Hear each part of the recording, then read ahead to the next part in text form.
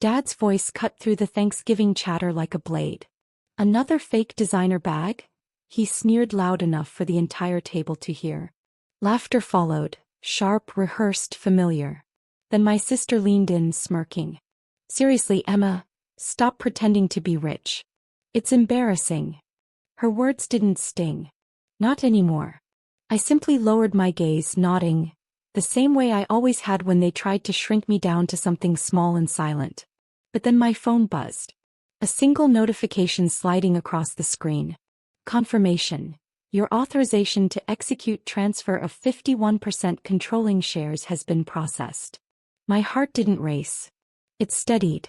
Because this was the moment I'd been waiting for. My name is Emma Cole. And from wherever you're watching this, stay with me. Have you ever been treated like a stranger in your own family? The candlelight flickered across Dad's smug grin as he carved the turkey, like he was cutting into something he owned. The house smelled like cinnamon, butter, and arrogance. Everything was curated to feel warm, but under the surface the cold was everywhere. Dad clinked his glass. Let's be grateful for what we have, he announced. And then with a pointed glance at me. Even if some of us pretend to have more than they do. The table erupted in chuckles. My mother looked away, pretending not to hear. My sister met my eyes. Triumphant, cruel, enjoying the sport. I kept my posture soft, like I was still the girl who begged them to love her.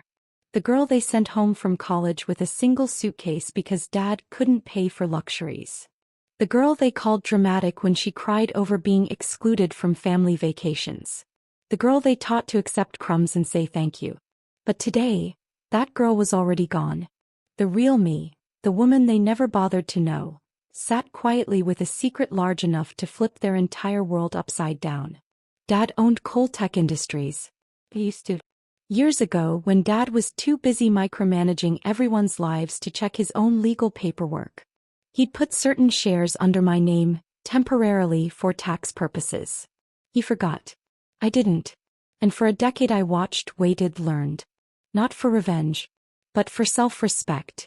And today, Thanksgiving Day, the transfer of over $200 million worth of controlling stock had just finalized. My signature was the only one that mattered. My sister sneered again. You know what would actually make you look rich, Emma? Being successful. Instead of, whatever you're doing. Dad chimed in. She doesn't have ambition. She wants handouts. I bit into my dinner slowly, tasting the quiet victory only I knew about. Some truths don't need to be shouted. They just need the right moment. And as I wiped my mouth with a napkin, my phone buzzed again. One more message. Board notified. Emergency meeting scheduled. You now hold controlling authority. I lifted my eyes. The moment had arrived. A storm was about to break in this perfect family home, and they had no idea I was the one holding the lightning. The room was warm, filled with the clinking of cutlery, soft jazz, fake smiles. But inside me something colder stirred. Not anger. Not triumph. Clarity. Dad pushed the cranberry sauce toward my sister, ignoring me completely like I'd blended into the wallpaper. That was one thing about my family. They didn't hurt you with violence. They hurt you by pretending you didn't exist. I glanced down at my phone. The notification was still there, glowing like a small, private sunrise.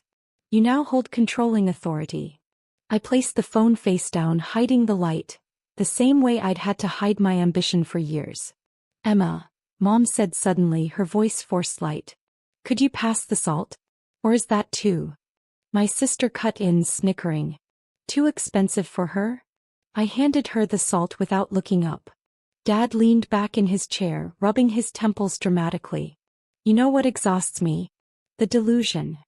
He gestured toward me with the carving knife. Emma, you're almost 30. No career. No savings. Still chasing this fantasy of being wealthy. He didn't say it to help me. He said it to perform superiority. To remind the table who ranked where. My mother folded her napkin neatly as if precision could hide discomfort. Your father's only saying this because he cares. No, my sister corrected, lifting her wine glass. He's saying it because it's embarrassing. People talk, Emma.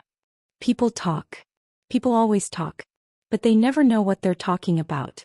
Dad cleared his throat. I was actually thinking about adjusting the family trust next year. Making things more realistic. There was the hint, the threat, the promise of being erased yet again. Honestly, he continued, it doesn't make sense to leave assets to someone who doesn't understand value. Someone who purposely lives in a... My phone buzzed again. Every face turned. I didn't check it right away. I let the silence bloom. Then I lifted the screen just enough to read.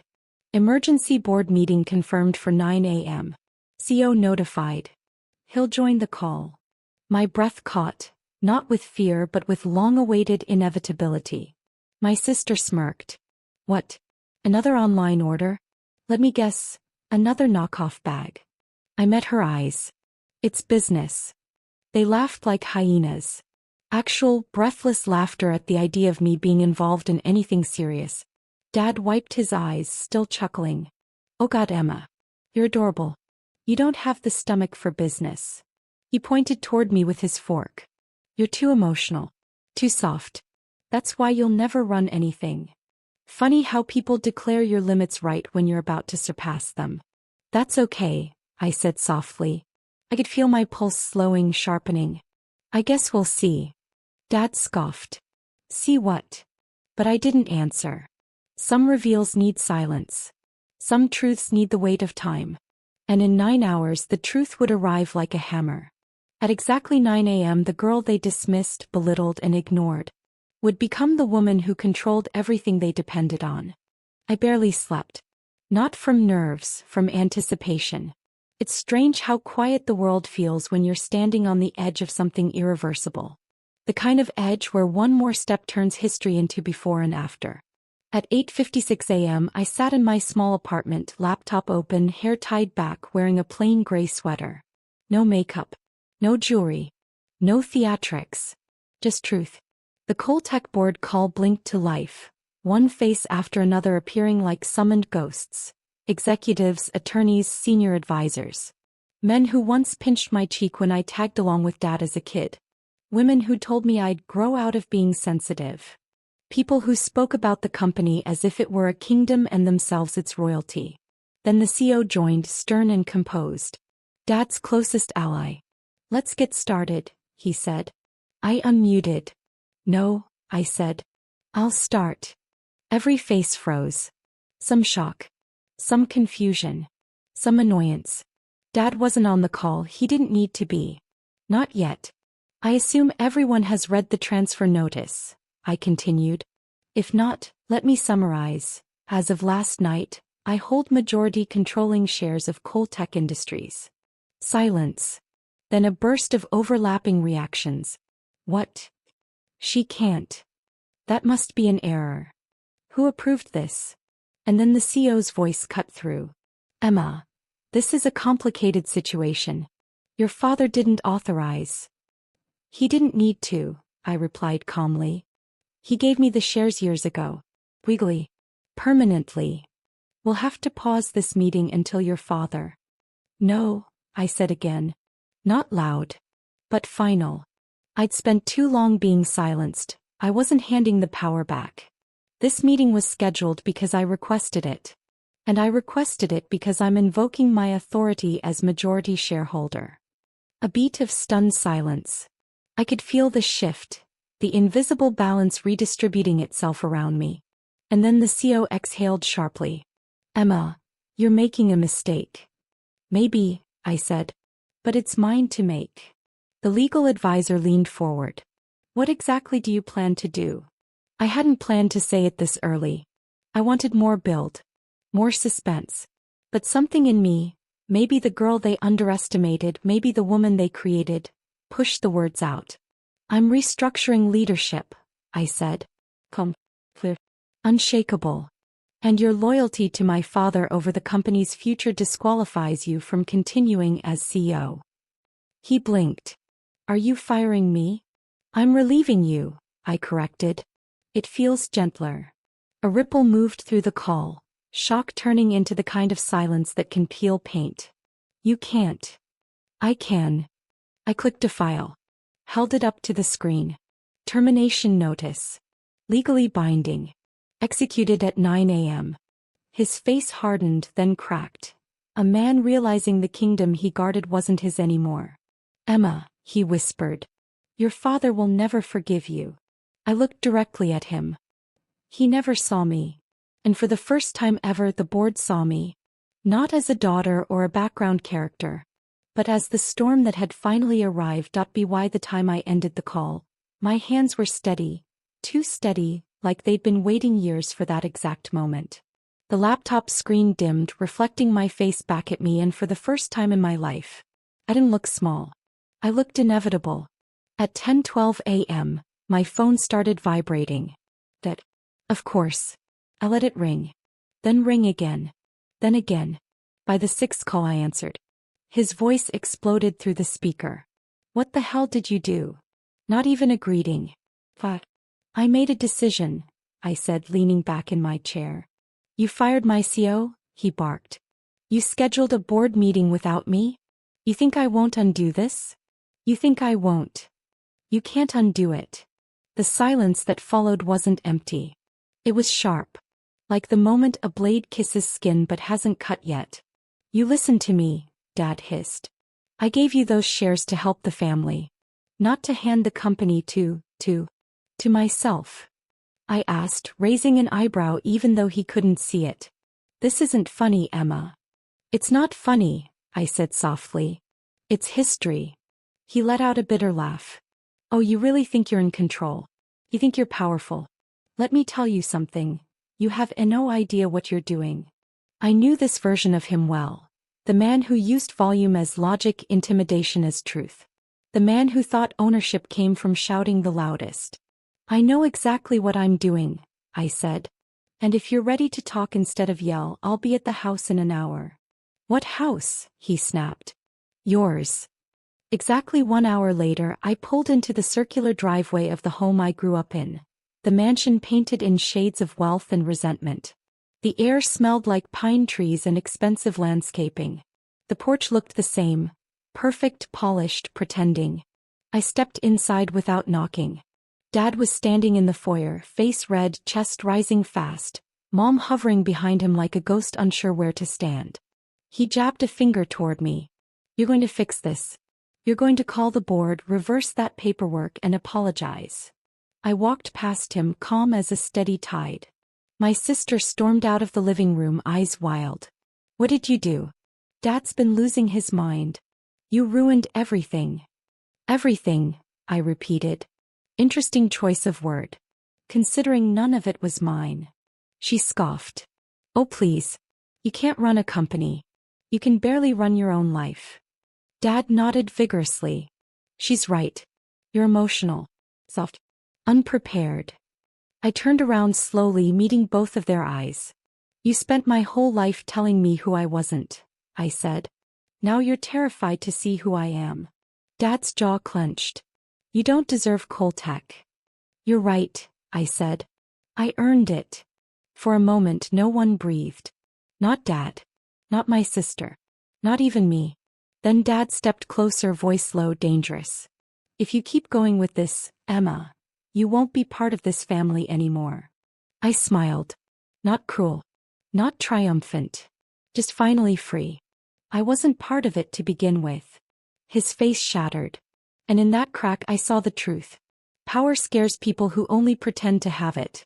Dad wasn't used to losing. He wasn't used to being questioned or challenged, or confronted by someone he'd spent decades training to stay quiet.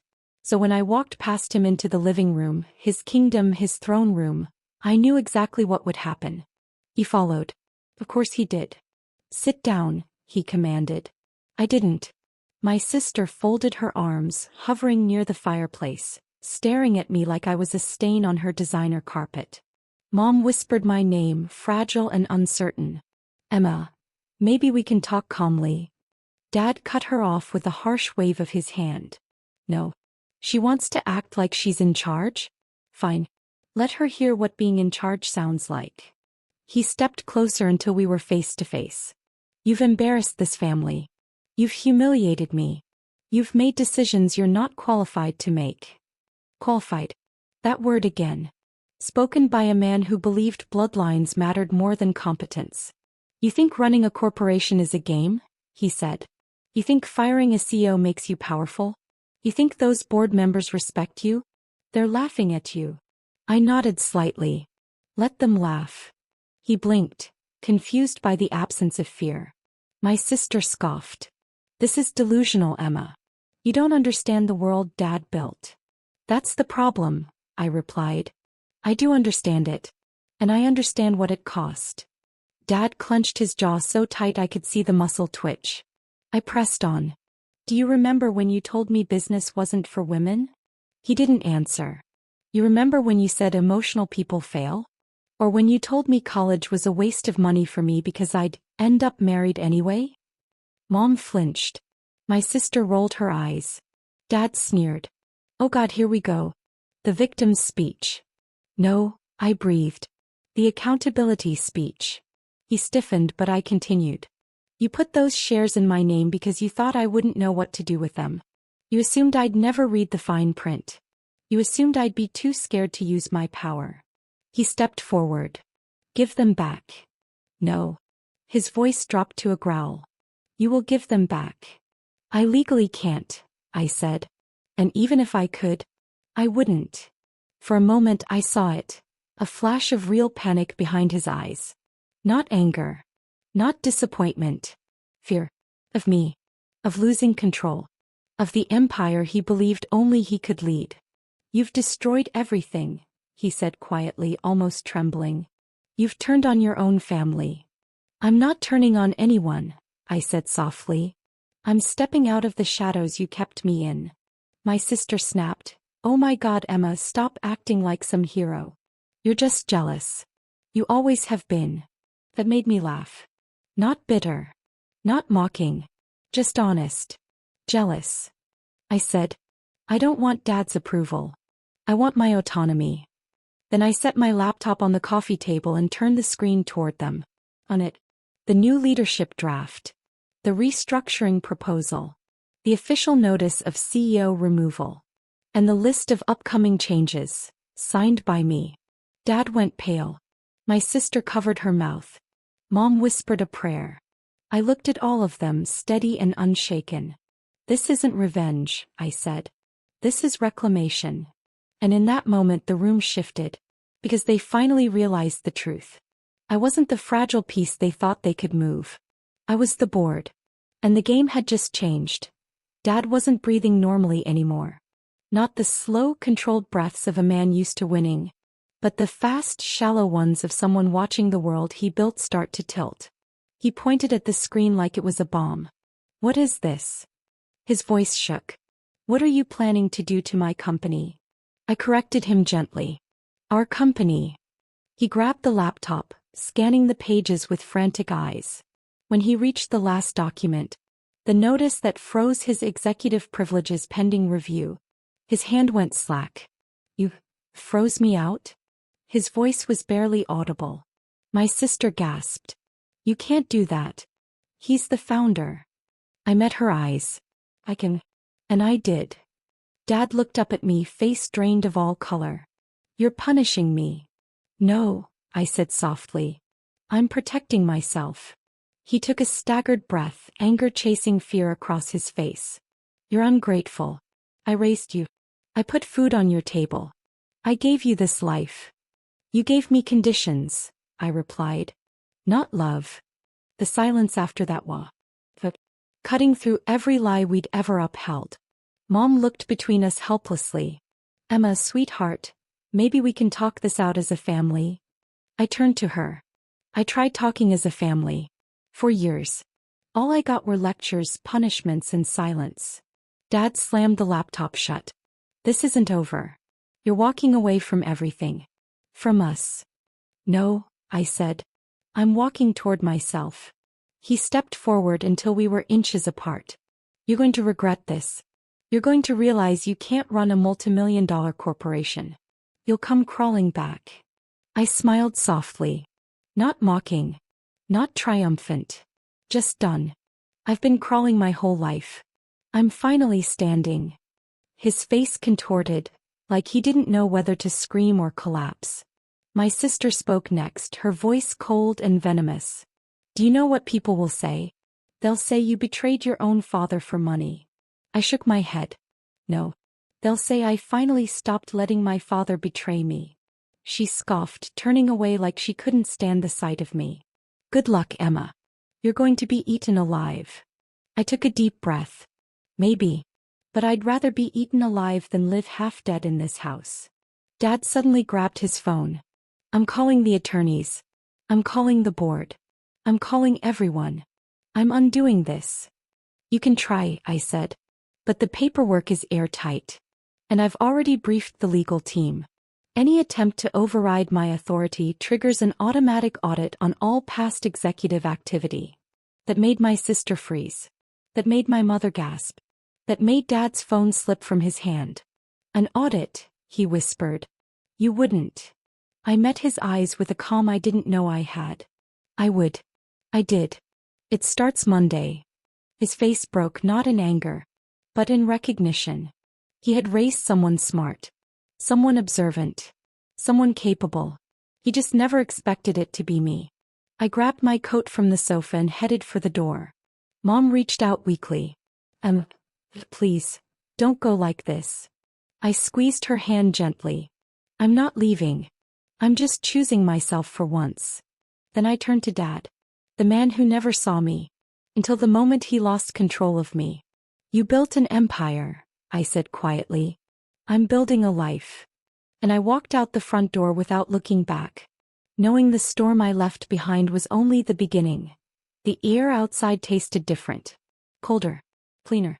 Like I'd stepped out of a burning house and finally inhaled oxygen for the first time in years. But freedom doesn't mean quiet. Not when someone like my father feels power slipping through his fingers. By the time I got back to my apartment, the messages had already started. Dad. Call me. Now. Dad. We're not done. Dad. You're making a huge mistake. Dad. You're not ready for this. Sister. What's wrong with you? You ruined Thanksgiving. Sister. If Dad loses this company because of you. I muted the group thread. Silence was beautiful. At 3:14 p.m., my phone buzzed with a different notification. Coltech attorney. Audit confirmed. Preliminary findings ready. Already? I opened my laptop. Line after line of transactions, expense filings, inconsistencies. Some small. Some massive. Some illegal. My father, the man who lectured me about responsibility, discipline, hard work, had been siphoning company funds for personal purchases disguised as business acquisitions. Vacation homes, luxury cars, private trips, tax manipulation, cover-ups, tens of millions. My breath didn't catch. It steadied. I screenshotted everything and locked it behind 2 layers of encryption. Not to destroy him. Not yet. But to hold truth against the years of lies. At sunset there was a loud banging on my door. I didn't need a peephole to know who it was. Dad's voice thundered through the hallway. Open this door, Emma. I opened it. Not because he told me to, but because I wasn't afraid anymore. He stepped inside, pacing like a caged animal. You think an audit scares me? He snapped. You think you can threaten me with my own company? It's not a threat, I said calmly. It's transparency. He laughed harshly. You don't even understand what you're looking at. Those reports are nothing. You want the truth? I built everything you're trying to take. I don't want what you built, I said. I want what you hid. He froze. That landed. I know about the accounts, I continued. I know about the shell companies. I know about the misused corporate funds. I know about the offshore transfers under consulting fees. The color left his face. Slow. Sickening. Inevitable. You don't understand, he whispered. I did that for this family. For all of us. No, I said. You did it to feed your ego. He sank onto my couch as if gravity had doubled. For the first time in my life. He didn't look like an empire. He looked like a man who finally realized someone else held the mirror. Emma, he said, voice cracking. You'll destroy me. I sat across from him, calm, unshaken. I don't want to destroy you, I said softly. I want you to stop destroying me. He covered his face with his hands. Not theatrical. Not manipulative. Broken. And then he whispered something I never expected. I never thought you'd fight me like this. I leaned forward. You taught me to. You just didn't expect the lesson to work. His hands dropped. His eyes met mine, afraid, pleading, undone. And in that moment, I understood something crystal clear. Power doesn't corrupt. But entitlement does. And he'd been intoxicated for so long, he forgot anyone else could stand. The air outside tasted different. Colder. Cleaner. Like I'd stepped out of a burning house and finally inhaled oxygen for the first time in years. But freedom doesn't mean quiet. Not when someone like my father feels power slipping through his fingers. By the time I got back to my apartment, the messages had already started. Dad. Call me. Now. Dad. We're not done. Dad. You're making a huge mistake. Dad. You're not ready for this. Sister. What's wrong with you? You ruined Thanksgiving. Sister. If Dad loses this company because of you. I muted the group thread. Silence was beautiful. At 3:14 p.m., my phone buzzed with a different notification. Coltech attorney. Audit confirmed. Preliminary findings ready. Already? I opened my laptop. Line after line of transactions, expense filings, inconsistencies. Some small. Some massive. Some illegal. My father, the man who lectured me about responsibility, discipline, hard work, had been siphoning company funds for personal purchases disguised as business acquisitions. Vacation homes, luxury cars, private trips, tax manipulation, cover-ups, tens of millions. My breath didn't catch. It steadied. I screenshotted everything and locked it behind 2 layers of encryption. Not to destroy him. Not yet. But to hold truth against the years of lies. At sunset there was a loud banging on my door. I didn't need a peephole to know who it was. Dad's voice thundered through the hallway. Open this door, Emma. I opened it. Not because he told me to, but because I wasn't afraid anymore. He stepped inside, pacing like a caged animal. You think an audit scares me? He snapped. You think you can threaten me with my own company? It's not a threat, I said calmly. It's transparency. He laughed harshly. You don't even understand what you're looking at. Those reports are nothing. You want the truth? I built everything you're trying to take. I don't want what you built, I said. I want what you hid. He froze. That landed. I know about the accounts, I continued. I know about the shell companies. I know about the misused corporate funds. I know about the offshore transfers under consulting fees. The color left his face. Slow. Sickening. Inevitable. You don't understand, he whispered. I did that for this family. For all of us. No, I said. You did it to feed your ego. He sank onto my couch as if gravity had doubled. For the first time in my life. He didn't look like an empire. He looked like a man who finally realized someone else held the mirror. Emma, he said, voice cracking. You'll destroy me. I sat across from him, calm, unshaken. I don't want to destroy you, I said softly. I want you to stop destroying me. He covered his face with his hands. Not theatrical. Not manipulative. Broken. And then he whispered something I never expected. I never thought you'd fight me like this. I leaned forward. You taught me to. You just didn't expect the lesson to work. His hands dropped. His eyes met mine, afraid, pleading, undone. And in that moment, I understood something crystal clear. Power doesn't corrupt. But entitlement does. And he'd been intoxicated for so long, he forgot anyone else could stand. The next morning the world felt like it was holding its breath. I walked into Coltech headquarters. My headquarters now, with a quiet confidence I had never felt before. The lobby smelled faintly of polished marble and ambition. Employees glanced up, hesitated, then nodded. Whispers floated, she really did it. Emma Cole, she owns the company now. I smiled faintly, letting them watch the calm I had cultivated over years of being underestimated.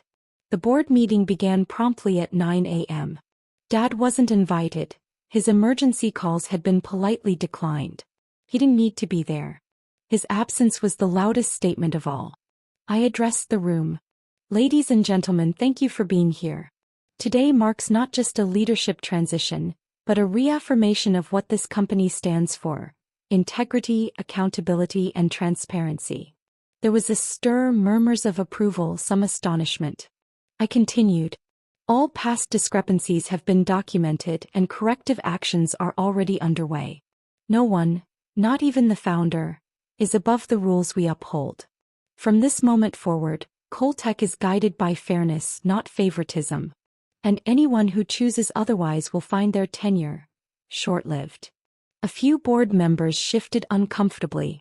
Some glanced at each other, realizing the balance of power had shifted. Later that day, I signed the final papers solidifying new leadership positions. People I trusted, people who had earned their place, people who understood the stakes. Emails went out. Contracts were sealed. Accounts were frozen and restructured. By sunset, Dad's empire, the one he believed unshakable, had been reshaped under my authority. And in that reshaping, justice didn't scream. It whispered. A quiet, inevitable truth. I had risen not to destroy but to reclaim. My sister called later that evening, voice trembling. Emma.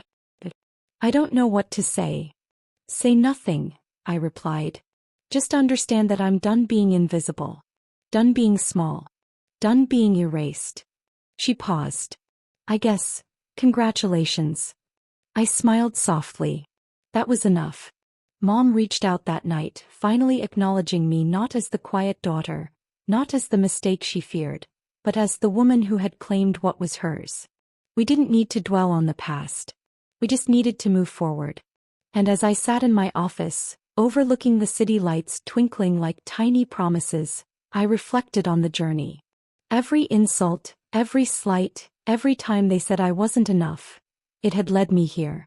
To power. To clarity. To freedom. The truth settled into me like warm sunlight after a long winter. I had never been small. I had only been patient. And now every corner of the empire, every room my father thought he controlled, reflected me. My name. My authority. My vision. I didn't need vengeance to feel whole. I didn't need their approval to validate my power. I simply needed to step into it. And for the first time in my life I did.